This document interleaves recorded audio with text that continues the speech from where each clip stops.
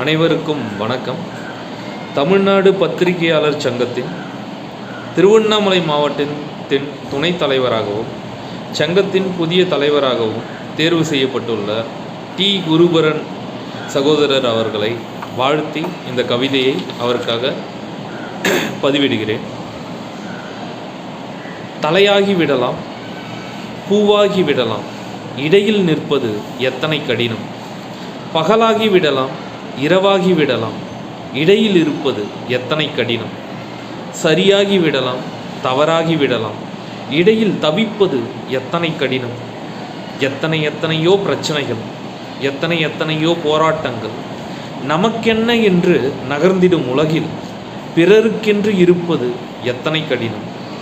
பணம்தான் எல்லாம் என்று சுழலும் உலகில் மனம்தான் எல்லாம் என்று இவர்கள் இடையில் இருப்பது எத்தனை கடினம். தனக்கு என்று சேர்ப்பவர் மத்தியில் எதுவும் கிடைக்காத ஏழைகளின் பக்கம் இருப்பது எத்தனை கடினம். போர்க்களமாக மாறிவிட்ட வாழ்வில் நீதியின் பக்கமும் நியாயத்தின் பக்கமும் இருப்பது எத்தனை கடினம். கடினம்தான், ஆம், பாறை கூட கடினம்தான். ஆனால் அதை செதுக்குவது உளிக்கு கடினம் இல்லை. கடினம்தான், ஆம், இரும்பு கூட கடினம்தான். ஆனால் அதை உருக்குவது நெருப்புக்கு கடினமில்லை.